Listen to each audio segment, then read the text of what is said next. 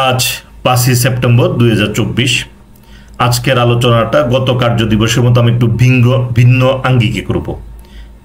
আজকের শিরোনামটা হলো যে আলোচনা মার্কেট তোলপাড় করবে। হ্যাঁ, আজকের আলোচনায় এমন কিছু থাকবে যেটা আসলে মার্কেট তোলপাড় করবে এবং মার্কেটে একটা পজিটিভ একটা প্রভাব ফেলবে এবং বড় আকারে প্রভাব ফেলবে। তো আপনারা যেটা করবেন সেটা হলো আলোচনা শোনার পরে অবশ্যই আপনারা এটাকে আমার ভিডিওটা শেয়ার করে দিবেন এবং আমার ভিডিওটা সাবস্ক্রাইব করার জন্য যত জায়গায় লিঙ্ক পাঠানো দরকার সব জায়গায় লিঙ্ক পাঠাবেন। এটা কারণ হলো যে এই আলোচনাটা আমাদের ইনভেস্টরদের শোনা দরকার এবং এখান থেকে ক্লিয়ার হবে যে মার্কেট আগামীতে কি হতে যাচ্ছে এবং সুস্পষ্টভাবে আমি বুঝিয়ে দিব মার্কেট কেমন হবে এবং এটা টেকনিক্যাল অ্যানালাইসিসের মাধ্যমে। তো প্রথমে মার্কেট আলোচনাটা আমি একটু করে দিই। ডিসিএক্স 5728, 10 পয়েন্ট মাইনাস ছিল। 674 কোটি টার্নওভার গত কার্যদিবস থেকে 81 কোটি বেশি। গত কার্যদিবস থেকে 81 কোটি বেশি, এটা মূলত লিন্ডে বিডির জন্য হয়েছে। কম্পেয়ার টার্নওভার গত কার্যদিবসের সাথে যদি আমরা পার্সেন্টেজে করি 14% বেশি আমাদের। লিন্ডে বিডির জন্য হোক আর স্কোয়ার ফার্মার জন্যই হোক, হোয়াট এভার, মার্কেট টার্নওভারই। তো সেক্ষেত্রে আমরা 674 কোটি টার্নওভার আমরা ভালো টার্নওভার বলবো। মার্কেট লিডিং সেক্টর পাওয়ার 130টা, 130 কোটি ভলিউম, 130 কোটি টার্নওভার, যার টোটাল মার্কেটের 19%, খুবই ভালো। ব্লক মার্কেট 22 কোটি, গত কার্য দিবস থেকে 9 কোটি কম। ব্লক মার্কেটে এমন কোনো আহামরি ব্লক হয়নি বলার মতো। গেইনার 98টা, লুজার 250টা। এখানে গেইনার লুজারের যে একটা তফাৎ, তাতে হওয়া উচিত ছিল যে আর একটু বেশি মাইনাস। যেহেতু আর একটু বেশি মাইনাস হয়নি, কম মাইনাস হয়েছে, তাহলে বুঝতে হবে যে ফান্ডামেন্টাল শেয়ার মানে বিগ পেড আপের শেয়ারগুলোর দাম বেড়েছে। তো এখানে ব্যাংক এবং ফান্ডামেন্টাল শেয়ারের মুভমেন্ট ছিল। আরএসআই গত কার্য দিবসও 53, এই কার্য দিবসও 53, অর্থাৎ আরএসআই একটা ভালো জায়গাতে এসেছে। পি রেশিও গত কার্য দিবস থেকে কমে 12.67। মার্কেট পি রেশিও যত কমবে তত মার্কেটের জন্য ভালো।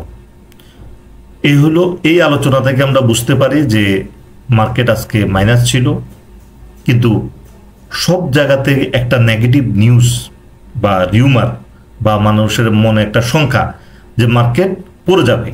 না, মার্কেট টেকনিক্যালি বলছে, আমি দেখতে পাচ্ছি মার্কেট বাড়ছে এবং সেটা আমি আজকে প্রমাণ করে দিব কিভাবে মার্কেট বাড়ছে এবং কিভাবে মার্কেটে আমাদের সাথে কিভাবে পজিটিভ বিহেভিয়ার করবে। এই কারণে আজকের আলোচনার শিরোনাম যে আলোচনা মার্কেট তোলপাড় করবে। তো এখন আমরা ইন্ডেক্সে যাব।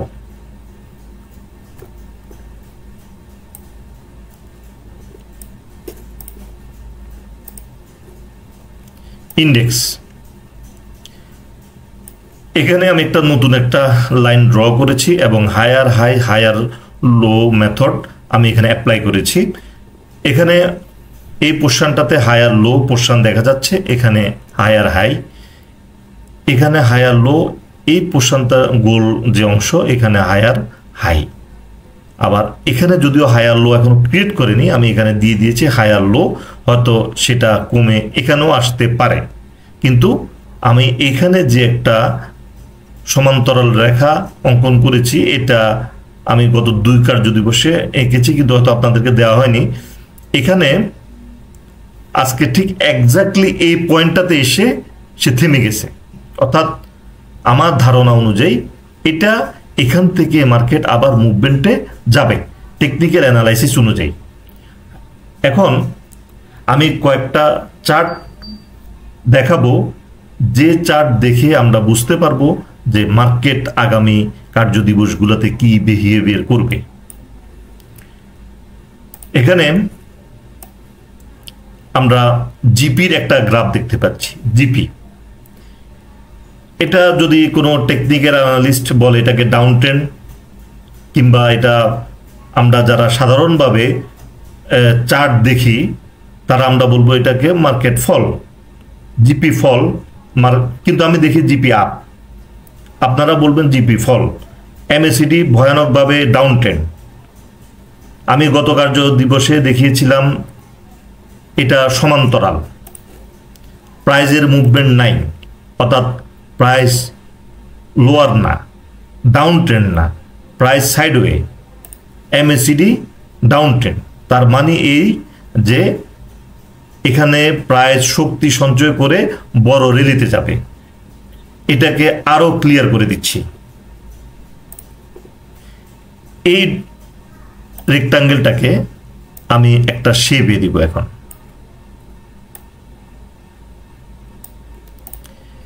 এটা একটা পার্টিকুলার ডের, এটা আমি বলি এটা হলো 330 টাকা ওপেন প্রাইস, 348 টাকা 90 পয়সা তার ক্লোজিং প্রাইস। এই সিঙ্গেল ক্যান্ডেলটাকে 1 2 3 4 5 6টা কার্য দিবসে এই প্রাইসটাকে ব্রেকডাউন করতে পারে নাই। এটার মিনিং হইল যে প্রাইস এবং ভলিউম সহ একটা সিঙ্গেল ক্যান্ডেলকে 6 কার্য দিবসেও প্রাইস ডাউন করতে পারে নাই, ক্যান্ডেলকে ব্রেকডাউন করে নিচের দিকে আসতে পারে নাই, বড় ক্যান্ডেল ক্রিয়েট করতে পারে নাই, অর্থাৎ রেড ক্যান্ডেল এখানে বড় কোনো ক্যান্ডেল করতে পারে নাই উইথ ভলিউম সহ। তাহলে সেক্ষেত্রে এটা স্পষ্ট বোঝা যাচ্ছে এখান থেকে প্রাইস বড় মুভমেন্টে আসবে। যদি এটা ডাউন ট্রেন্ডে যাইতো সেক্ষেত্রে এই ক্যান্ডেলটাকে একটা সিঙ্গেল ক্যান্ডেল দিয়ে এটাকে ডাউন করা সম্ভব হইতো যদি এখানে বায়ার না থাকতো। একটা সিঙ্গেল ক্যান্ডেল দিয়ে যদি না পারতো, 2টা ক্যান্ডেল দিয়ে এই ক্যান্ডেলটাকে, এই গ্রিন ক্যান্ডেলটাকে ডাউনে নিয়ে আসতে পারতো যদি বায়ার না থাকতো। 3টা ক্যান্ডেল দিয়েও সম্ভব ছিল, 4টা ক্যান্ডেল দিয়েও সম্ভব ছিল না, 6টা ক্যান্ডেল দিয়েও একটা ক্যান্ডেলকে এখনো সে ডাউনে নিয়ে আসতে পারে নাই। তাহলে এখান থেকে স্পষ্ট বোঝা যাচ্ছে যে জিপি এখান থেকে একটা বড় র্যালিতে যাবে। যেহেতু ভলিউম দিয়ে একটা শেয়ারকে নামানো যাচ্ছে না, তার মানে এখানে যে শেয়ার বাই হচ্ছে। এটা হলো জিপির। এখন আমরা ডিসিএক্স এর চার্টটা দেখব। ডিসিএক্স এর চার্টটা এখানে ক্লিয়ার বোঝা যাচ্ছে না। এখানে আমি আরেকটা, যেটা আমার সফটওয়্যারের যে চার্ট, এই চার্টটা দিয়ে আমরা এখান থেকে আমরা এখানে একটা ড্র আঁকবো। এই একটা সিঙ্গেল ক্যান্ডেলকে আমরা আইডেন্টিফাই করি, একটা সিঙ্গেল ক্যান্ডেল।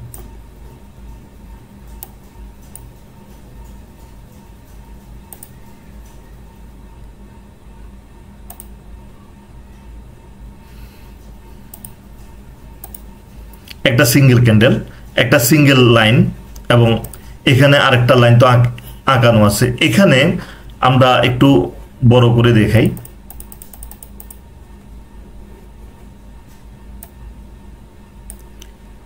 এখানে এই ক্যান্ডেলটা কয় তারিখের ক্যান্ডেল? এই ক্যান্ডেলটা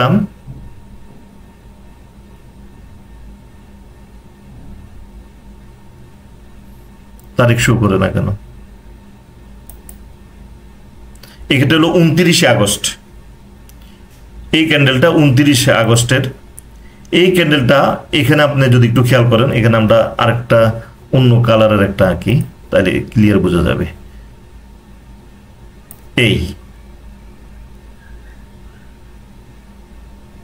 এই ক্যান্ডেল, এটা ইন্ডেক্সটাকে 1 2 3 4 চারটা কার্য দিবস দিয়ে একটা ক্যান্ডেলকে এখনো ডাউন করতে পারে নাই। তার মানে বায়ার অ্যাক্টিভ, তার মানে এখানে বড় পেড আপ। আমি গত 5-7 দিন ধরে বারবার আমি বলছি যে মার্কেট ব্যাংক এবং ফান্ডামেন্টাল শেয়ারের দিকে পজিশন নিয়েছে। আমাদের পোর্টফোলিওটাকে পজিশন নিতে হবে ব্যাংক এবং ফান্ডামেন্টাল শেয়ারে। এবং আজকে আমি আরো আলোচনাটা একটু দীর্ঘ করব, আরো কিছু আমি দেখাবো যেখানে ব্যাংক এবং ফান্ডামেন্টাল শেয়ার ছাড়া অন্যান্য শেয়ারগুলোর কি অবস্থা এবং ব্যাংক এবং ফান্ডামেন্টাল শেয়ারের কি অবস্থা। তো এখানে DCX যে আমাদের যে ইন্ডেক্স, এই ইন্ডেক্সটাকে 4 কার্যদিবসে, একটা সিঙ্গেল ক্যান্ডেলকে 4 কার্যদিবসে কোনো ফেলতে পারেনি, ব্রেকডাউন করে নিচে আসতে পারেনি। তার মানে এটা হলো মার্কেট এখান থেকে আবার পজিটিভ ট্রেন্ডে যাচ্ছে। যখন ফল হয়েছিল, এখানে দেখেন একটা ক্যান্ডেলকে একটা ক্যান্ডেলই নামিয়ে দিয়েছে, এরপর আবার ফল, একটা ক্যান্ডেল উঠেছে, আবার একটা ক্যান্ডেল থেকে বেশি নেমে গেছে, আবার ফল।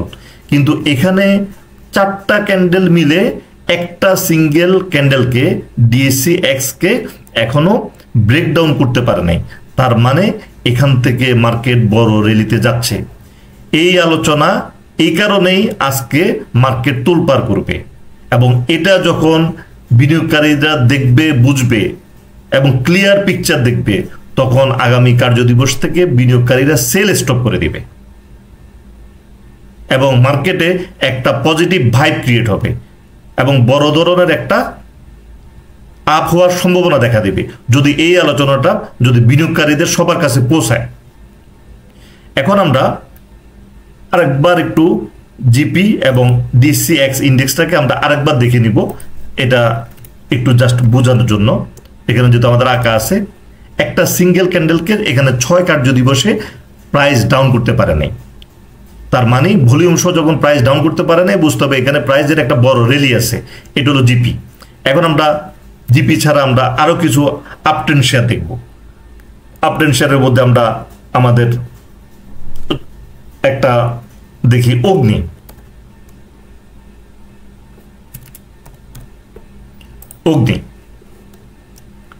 এটা কি uptrend share? Definitely uptrend share. কিভাবে? আমরা এখানে একটা ড্র আঁকলাম, আপট্রেন্ড শেয়ার, বোঝা যাচ্ছে আপট্রেন্ড শেয়ার, অগ্নি, ক্লিয়ার। এরপর আমরা আপট্রেন্ড শেয়ার দেখব অলিম্পিক। এটা অবশ্য সবাই জানে যে আপট্রেন্ড শেয়ার, এখানে আঁকার কিছু নেই, আপট্রেন্ড শেয়ার। এরপর আমরা দেখব MGL, Mobil Jamuna, fundamental share, uptrend share. এরপর আমরা দেখব Ibne Sina, uptrend share. GP আমরা দেখেছি, BETBC, আপট্রেন্ড শেয়ার। এখন আমরা এখানে অগ্নি, আমরা এটাকে ফান্ডামেন্টাল শেয়ার বলবো না, অলিম্পিক, মোবিল যমুনা, ইবনে সিনা, জিপি, BETBC সবগুলোই আপট্রেন্ড শেয়ার এবং সবগুলোই ফান্ডামেন্টাল শেয়ার।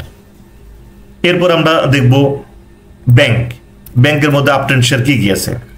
প্রথমে আমরা দেখব আমাদের ব্র্যাক, আপট্রেন্ড শেয়ার।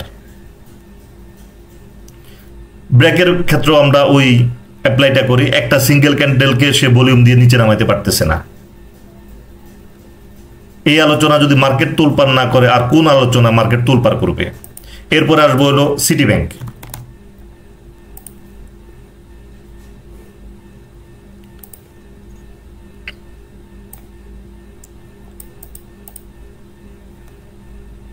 খুব সুন্দর আপট্রেন্ড যাওয়ার মুভমেন্টের শেয়ার, ভলিউম সহ। প্রাইসটাকে কোথায় মেরে দিয়ে কোথায় প্রাইসটাকে উঠিয়ে নিয়েছে, এটার আমি একটা যদি ড্র অঙ্কন করি,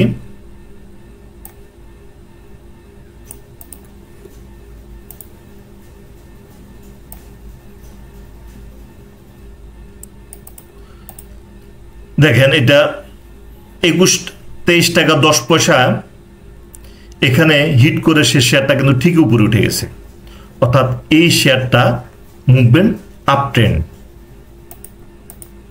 এরপরে আমরা আরো কিছু ব্যাংক দেখব। ডাচ বাংলা ব্যাংক,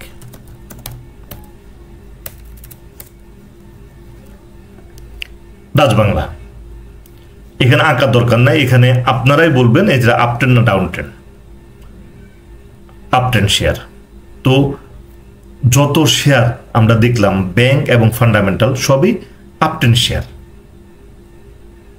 তো এখান থেকে আমরা বুঝতে পারছি যে মার্কেট পজিশন নিয়েছে ব্যাংক এবং ফান্ডামেন্টাল শেয়ারে, তাহলে আমাদের পোর্টফোলিওতে থাকবে ব্যাংক এবং ফান্ডামেন্টাল শেয়ার, এবং এটা যদি আমরা ঠিকভাবে যদি এটা আমাদের আলোচনা শুধু আলোচনার মধ্যে যদি সীমাবদ্ধ থাকে তাহলে পোর্টফোলিও কখনো ইমপ্রুভমেন্ট আসবে না। আমাদের আলোচনা শুনতে হবে এবং পোর্টফোলিও ওই অনুপাতে পোর্টফোলিওকে কনভার্ট করতে হবে, ওই অনুপাতে পোর্টফোলিওকে কনভার্ট করতে হবে। কনভার্ট করলেই তারপর সেখান থেকে প্রফিট আসবে। নইলে পোর্টফোলিও সাজানোর একটা প্রসেস বলে দিই। পোর্টফোলিও সাজানোর একটা প্রসেস, একটা পোর্টফোলিওতে 10টা 15টা 20টা যখন শেয়ার থাকে তাহলে বুঝতে হবে কোনো শেয়ারের দাম বাড়বে, কোনো শেয়ারের দাম কমবে। এই আপ ডাউন করতে করতে সারা জীবন কেটে যাবে, পোর্টফোলিও কখনো প্রফিটে আসবে না। পোর্টফোলিওতে যদি 15টা 20টা আইটেম থাকে সেক্ষেত্রে কোনোটা শেয়ারের দাম বাড়বে, কোনোটা শেয়ারের দাম কমবে। তো সারা জীবন একটা বাড়বে একটা কমবে, একসাথে 15টা শেয়ার কখনোই আপনি প্লাস পাবেন না। তো সেক্ষেত্রে পোর্টফোলিও কখনোই প্রফিটের মুখ দেখবে না। পোর্টফোলিওকে নিয়ে আসতে হবে 3টা 4টার মধ্যে শেয়ারের মধ্যে, তাইলে পোর্টফোলিও দ্রুত আপে যাবে এবং মার্কেট পজিশন অনুযায়ী আমাদের পোর্টফোলিওর পজিশনটা ওইভাবে নিতে হবে।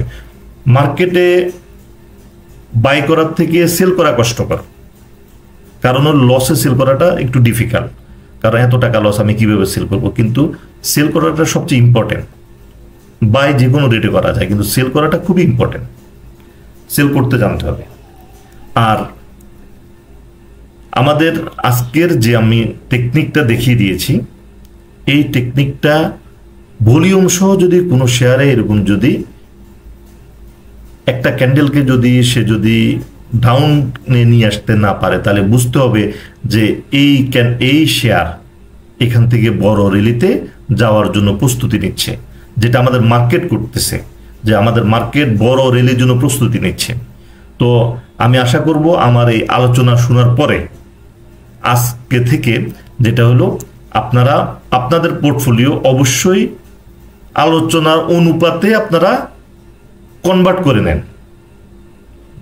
কারণ যখন যে পজিশনে মার্কেট পজিশন নিবে আমাদের আলোচনা আমরা সেভাবে বলে দিব মার্কেট কোন দিকে পজিশন নিচ্ছে, ওই অনুপাতে আমরা আমাদের সেক্টর চেঞ্জ করব, যে কোন সেক্টর এখন যাওয়া যায়।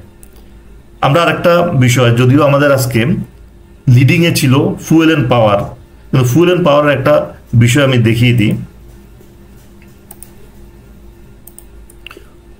এখানে ফুয়েল অ্যান্ড পাওয়ারে আজকে গেইনার ছিল 3টা, লুজার ছিল 19টা। ফুয়েল অ্যান্ড পাওয়ার কিন্তু মার্কেট লিডিং আজকে ভলিউম ভ্যালুর দিকে। আর এখানে হলো ব্যাংক সেকেন্ড অবস্থানে, যার সেটা হলো 22টা গেইনার 8টা লুজার। তো এখান থেকেই বোঝা যাচ্ছে যে ফুয়েল অ্যান্ড পাওয়ারে মার্কেট ভ্যালুর দিকে সে মার্কেট লিডিং দিচ্ছে ঠিকই, কিন্তু গেইনার লুজারে বলছে যে মার্কেট ফুয়েল অ্যান্ড পাওয়ারে পজিশন নেয়নি। এখানে আরেকটু ক্লিয়ার করে দিই, 130 কোটি ফুয়েল অ্যান্ড পাওয়ার আজকের মার্কেটে। তাহলে কি মার্কেট পজিশন নিয়েছে আপনার কথায়? আমরা যদি সাধারণ দৃষ্টিতে দেখি মার্কেট পজিশন নিয়েছে ফুয়েল অ্যান্ড পাওয়ারে না, মার্কেট পজিশন নিয়েছে ব্যাংক এবং ফান্ডামেন্টালে। এখানে দেখা যাচ্ছে হলো ফুয়েল অ্যান্ড পাওয়ার 130 কোটি, কিন্তু ফুয়েল অ্যান্ড পাওয়ারে 3টা গেইনার 19টা লুজার। তাহলে ফুয়েল অ্যান্ড পাওয়ারে মার্কেট পজিশন নেয়নি, পজিশন নিয়েছে মার্কেট ব্যাংক এবং ফান্ডামেন্টাল শেয়ারে। তো আমি যেহেতু আজকে 5-7 দিন বলতেছি ব্যাংক এবং ফান্ডামেন্টাল শেয়ারে, এখন আপনারা পোর্টফোলিওতে হিসাব করে দেখেন আপনাদের পোর্টফোলিওতে কত পরিমাণ ব্যাংকে চলে গেছে ব্যাংক এবং ফান্ডামেন্টালের শেয়ার না কনভার্ট করে।